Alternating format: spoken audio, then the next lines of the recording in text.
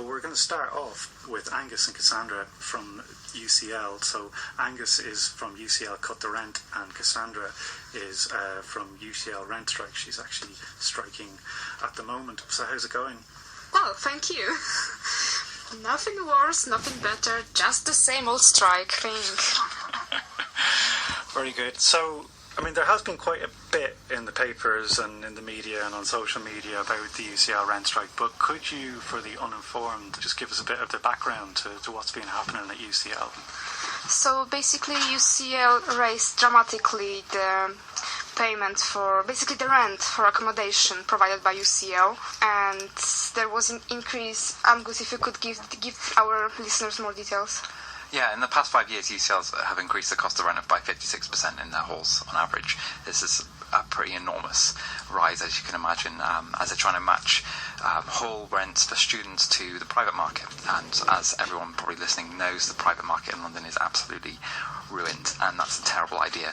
But at the same time, they're also making a £16 million profit from students, which could fund a 45% rent cut, but they're not listening to us, so we're going to go on strike and make them listen to us.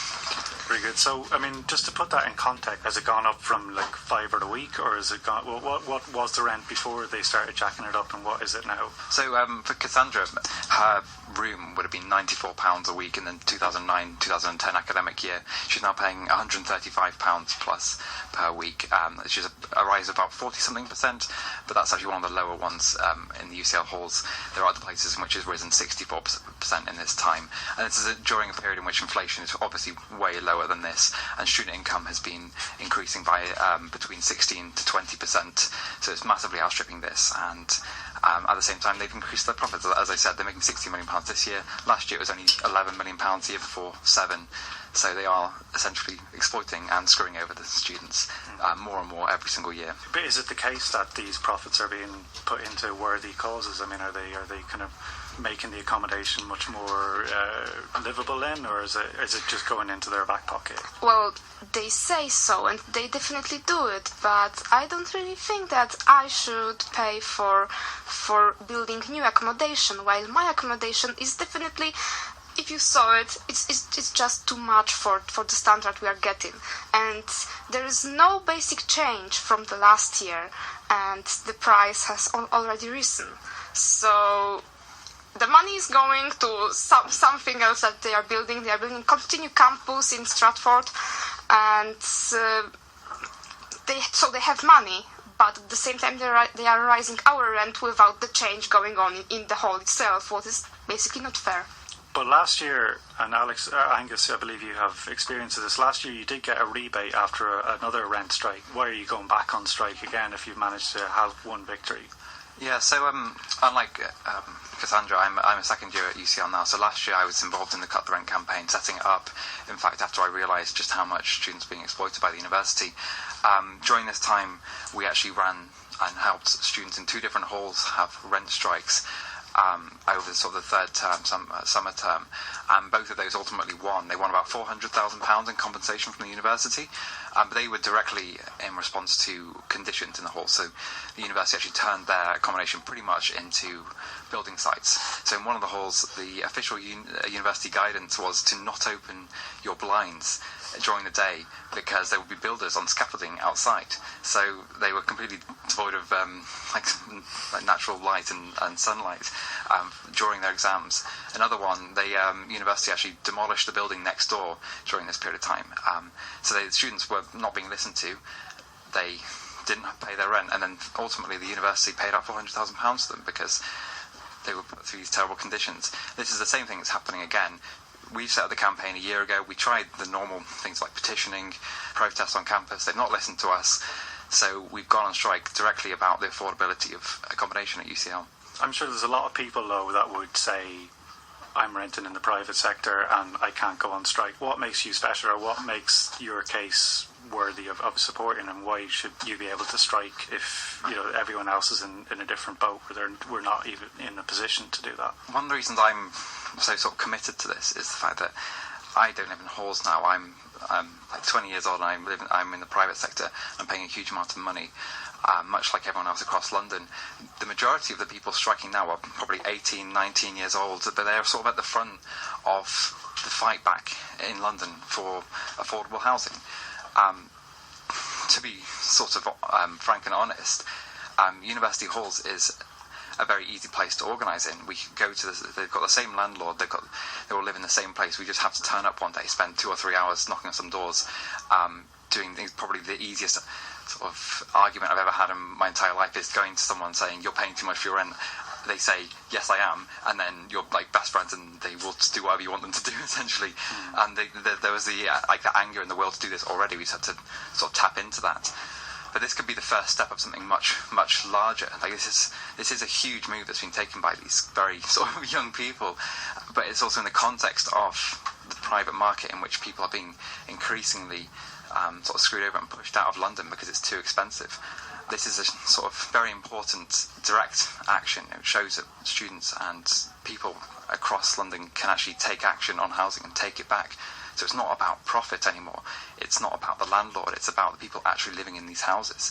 And it's about making sure everyone has a secure home. And with that in mind, I mean, have you reached out to other campaigns centred around housing? Because there's obviously a lot going on in London and beyond housing. Have you made efforts to connect with them, or other campuses even? Yeah, so we've been aided a lot by the Radical Housing Network, which is like a network of lots of different housing campaigns across London. And we've had support from various constituent elements within that.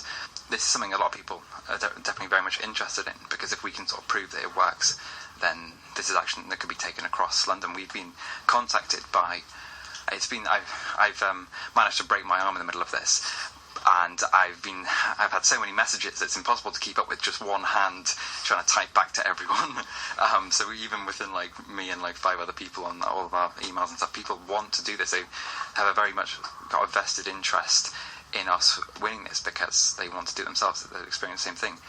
Next week the Brick Lane Debates are holding an event specifically aimed at university students on how they can sort of spread this and take action in their own halls. But there's no reason why this wouldn't spread even further. It's just this is like the first big step that's been taken.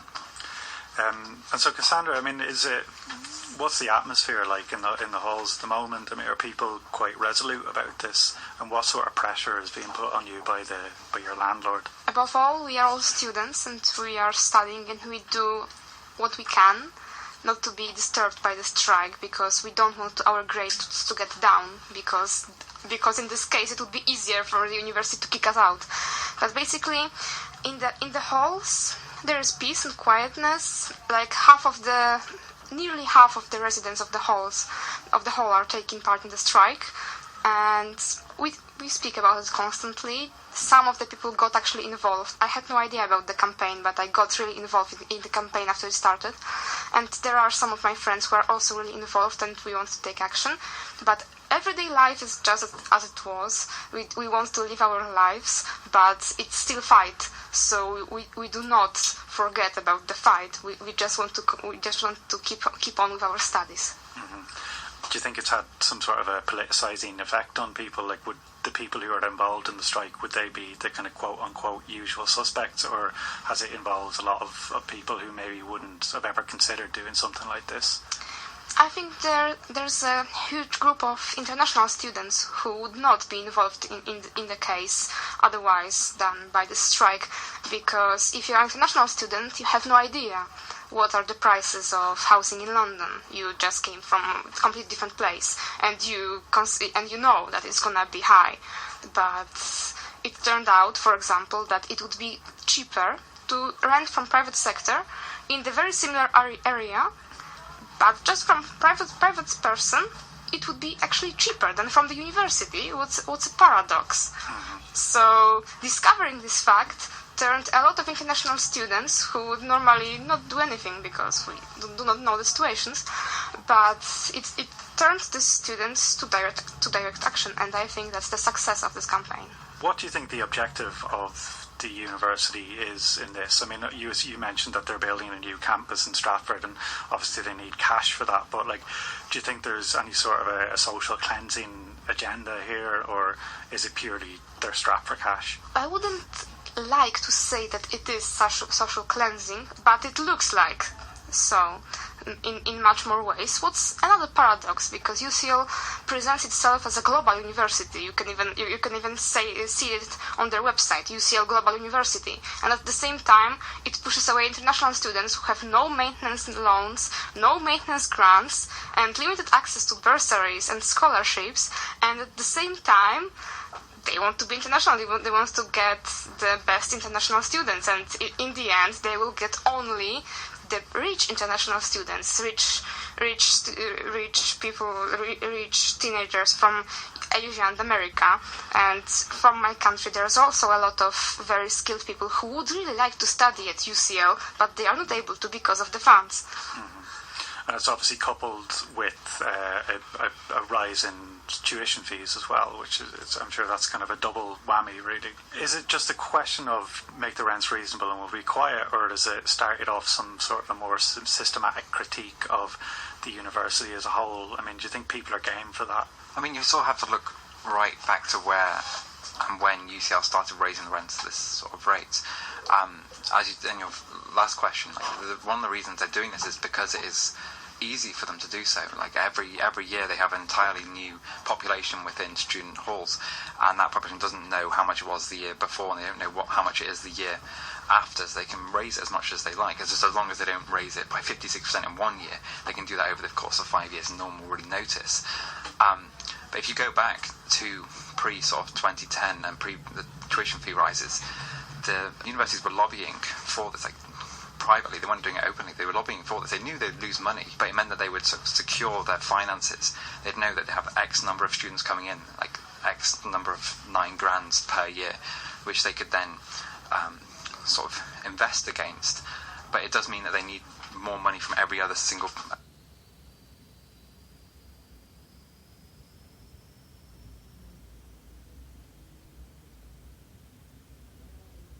area they possibly can.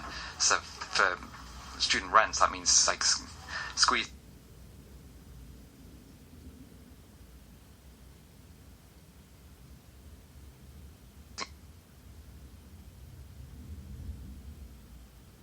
as much out of the students and making £16 million profit. But it also means in other areas of education, like UCL are planning to massively cut a lot of funding to every single department across the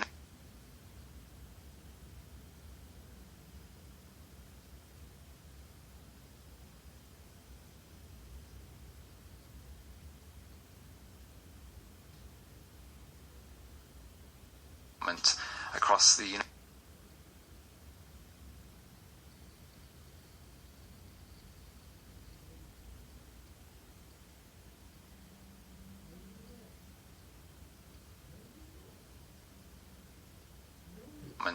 across the university. The priority has gone from 2010. It's gone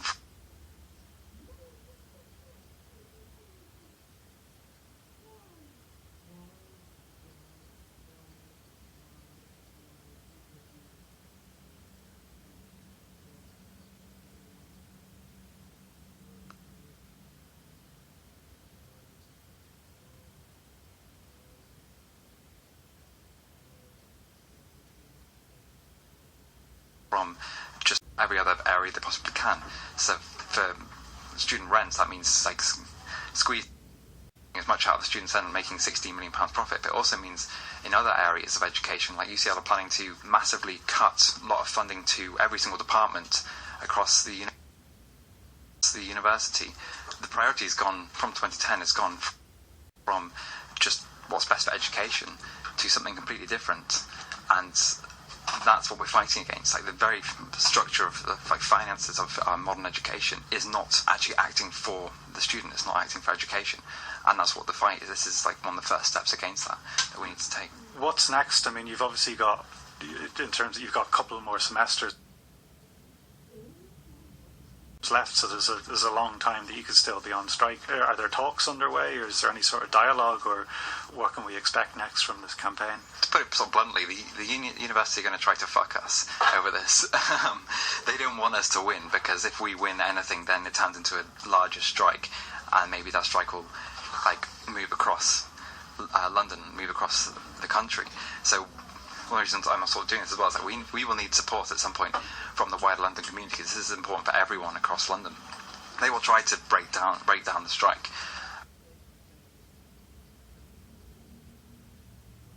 They are sort of talking to us. We had a meeting with them the other day in which they essentially said, we reject your demands, but please don't be horrible to us. We're going to listen to you. Please send 4 or 5 instead of the 20, 30 you've sent this evening. Just send 4 or 5 nice people to talk to us instead.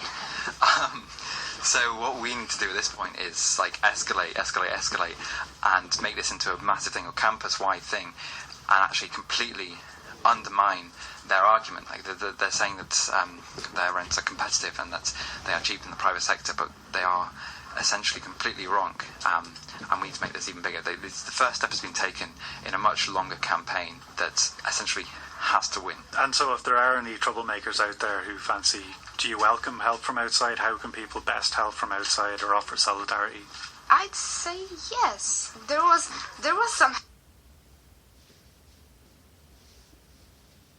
help from outside. A lot of people contacted us. I also have help from outside. A lot of people contacted us. I also have the access to our website, and I see how many people are getting interested, getting involved. Yeah, the university has explicitly has not ruled out evicting these students. I definitely hope it doesn't come to that. I hope they come to like a reasonable deal before that. But we could be in a situation in which a university is attempting to evict 100 people from the same place. And I won't go into too many specifics, but you can imagine what the response should be from people across London.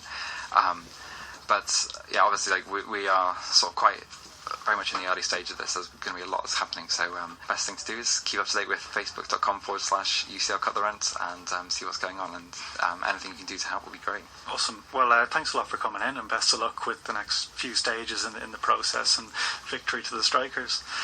Right, we're going to hear from the organiser of the Cardiff Anarchist Book Fair now. Talking to Tom